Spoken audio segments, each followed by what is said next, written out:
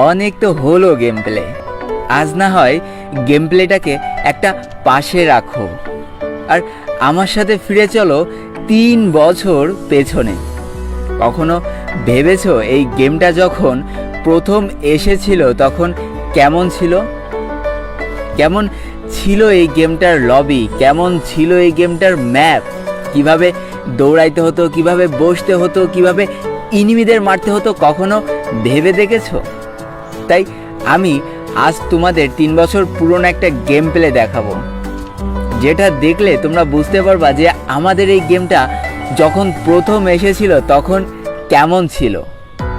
সম্পূর্ণ ভিডিওটি দেখতে থাকো, অবশ্যই ভালো লাগবে এবং আমি গ্যারান্টি দিচ্ছি সম্পূর্ণ ভিডিওটা দেখার পর তোমাদের মনে এই কথাটা আসবে না যে এই 10টা মিনিট আমি এই ভিডিওটা দেখে লস করে ফেললাম।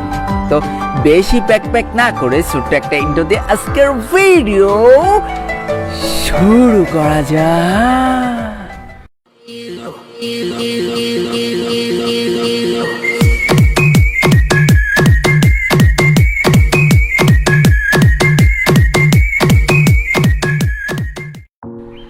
দেখো প্রথম থেকে শুরু করা যাক। আমাদের এই সময়ের ভোলটা যেমন আর সেই সময় দেখো ভোল অর্থাৎ যেখান থেকে জামা কাপড় নিতে হতো সেই জায়গাটা আসলে কেমন ছিল। অনেকটা মজার ছিল তাই না? মাত্র 3টে অপশান ছিল, কাস্টমাইজ, লুট আউট আর একটা কী যেন। তো এইখানে দেখো ম্যাচটা স্টার্ট করে দেওয়া হলো, ম্যাচটা স্টার্ট করে দিল আর লবি চলে আসলো। দেখো এইখানে একটা জিনিস নোটিস করো তোমরা, এখনকার লবি আমাদের মাত্র 33 সেকেন্ড থাকে অর্থাৎ 33 সেকেন্ড থাকে, আর সেই সময় কিন্তু পুরোপুরি 1 মিনিট থাকতো লবিটা। দেখো যেখানে এখন আমাদের 30 সেকেন্ডে বোরিং ফিল করি সেখানে আগে 1 মিনিট থাকতো, আর আগে কিন্তু 50টা এনিমি নামতো না, আগে মাত্র 40টা এনিমি একটা ম্যাচে কিন্তু নামানো হতো। আর এখানে কোনো লেদার বোর্ডও কিন্তু ছিল না, এখন যেমন দেখা যায় কে 1 নম্বর রয়েছে কে 2 নম্বর রয়েছে, ওটা কিন্তু তখন দেখা যেত না। দেখো প্লেন চলে এসেছে আর প্লেনটা কতটা দূর থেকে দেখা যেত আর ছোটো দেখা যেত। আর ম্যাপটার দিকে একবার দেখো, একটা সাইড এখনও খুলিনি, মানে ওপেনই করা হয়নি ম্যাপটার, ঠিক আছে? কতটা মজার বিষয় ছিল। দেখো ম্যাপের একটা সাইড এখনও খুলিনি আর এইখান থেকে কিছুই বোঝা যাচ্ছে না। আর এই সাইডটা কিন্তু হ্যাঙ্গার ছিল। দেখো এই পাশে না অবজারভেটরি আছে, না তোমার গ্র্যাবয়ার্ড আছে, না শিপয়ার্ড আছে, কিচ্ছু নেই, খালি এখানে হ্যাঙ্গারটাই ভালোভাবে চোখে পড়তেছে। কতটা অদ্ভুত ছিল না ফ্রি ফায়ার প্রথম দিকটা? বেশ মজার। আর এই সময় নামার স্টাইলটা না আমার সব থেকে বেশি ভালো লাগতো। দেখো একটা M1040 পেয়ে গেল আর এই দেখো একটা 2 লেভেলের হেলমেট পেয়ে গিয়েছে। দেখো এই সময় হেলমেটটা যেমন ছিল না এখনও কিন্তু ঠিক তেমনই আছে, অর্থাৎ হেলমেটের কিন্তু কোনো পরিবর্তন করা হয়নি, ঠিক আছে? হেলমেটের কোনো রকম পরিবর্তন করা নাই। সেই সময় 200 HP ছিল, এখনও 200 HP। ও একটা AK-47 পেয়ে গিয়েছে। আর একটা জিনিস দেখো যে আমাদের পিছনে যে ব্যাকপ্যাক না, এই ব্যাকপ্যাকগুলোর কোনো পরিবর্তন হয়নি। দেখো 1 লেভেলের ব্যাক কিন্তু এখনও এমন। আরেকটা জিনিস দেখো, দেখো জুম করলে না একটা রেড ডট দেখাচ্ছে, মনে হচ্ছে ইনিমির গায়ে নিয়েছে, আসলে না, এই রেড ডটটা জুম করলেই দেখো তার ইনিমির গায়ে নিয়েছে। এটা কিভাবে বোঝা যেত? দেখো ইনিমির যখনই গায়ে নিয়ে নেবে তখন একটা ওই রেড ডটটার চারিপাশে 4টে দাগ আসবে, ওই দেখো দাগ এসেছে আর কিন্তু ড্যামেজ পড়ছে। আর দেখো ভাই একে কিন্তু সেই সময় থেকে জোস ছিল, 30 করে ড্যামেজ দিচ্ছিল একেতে। ভাই মানে সেই সময় থেকে কিন্তু ওপি লেভেলের ছিল।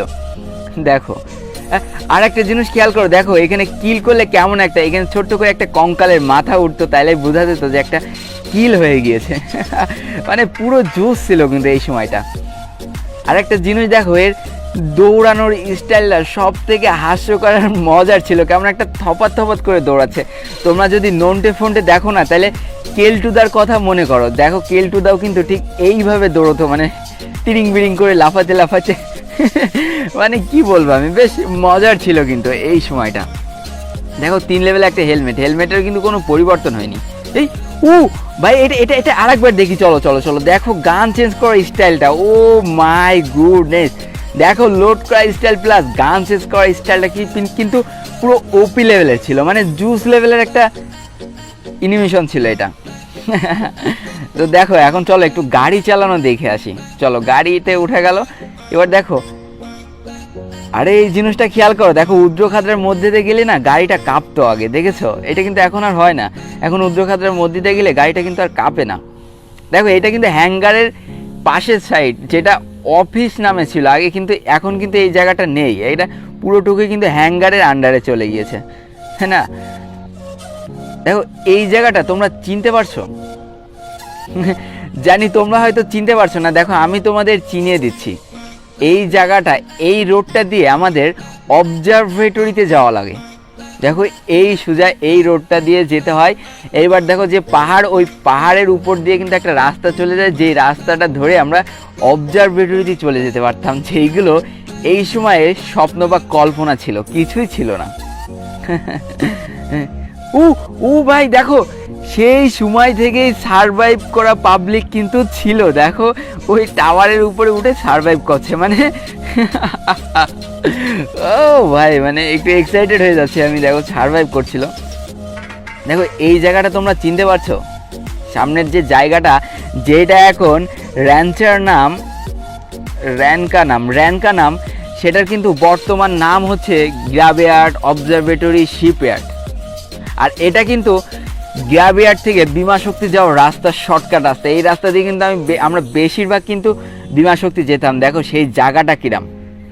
আর তোমরা কোটালি স্টোয়ারটা দেখো, এই জায়গাটার কিন্তু তেমন কোনো পরিবর্তন নেই। এটা হচ্ছে বিমা শক্তির যে একটা কলম আছে তার নিচে যে জায়গাটা রয়েছে, এই জায়গাটার খুব একটা পরিবর্তন নেই। দেখো এখানে কিন্তু অনেকগুলো ঘর বাড়ি রয়েছে, বেশ ভালোই কিন্তু। আর একটা জিনিস লক্ষ্য করো, যেটা শুনলে তোমাদের অদ্ভুত লাগবে, সেখানে দেখো আগেও কিন্তু 2-3টা করে গান নেওয়া যেত, কিন্তু গানগুলো কিভাবে সুইচ করতে হতো দেখেছো? গানের পাশে যে তীর চিহ্নগুলো রয়েছে, এরপরে ক্লিক করে করে তোমাদের গান সুইচ করতে হতো। মানে বুঝতে পারছো গান সুইচ করাটা আগে কতটা চ্যালেঞ্জিং ছিল বা কতটা কষ্টের ছিল। যদি হাতে ঘুষি নিয়ে আসতে হতো তাহলে কতটা কষ্ট করতে হতো। তো বন্ধুরা, এই সময়টা না ফ্রি ফায়ারে গোল্ডেন মোমেন্ট বলা হয় বা স্বর্ণালী সময় বলা হয়। কেন জানো তো? কারণ এই সময় না ছিল কোনো ক্যারেক্টার স্কিল, না ছিল কোনো গান স্কিল। শুধুমাত্র যেই মানুষটার মধ্যে স্কিল ছিল, যেই মানুষটা ভালো পারতো, সেই মানুষটাই কিন্তু শেষ পর্যন্ত টিকে থাকতো আর গেমে জিতেও যেত।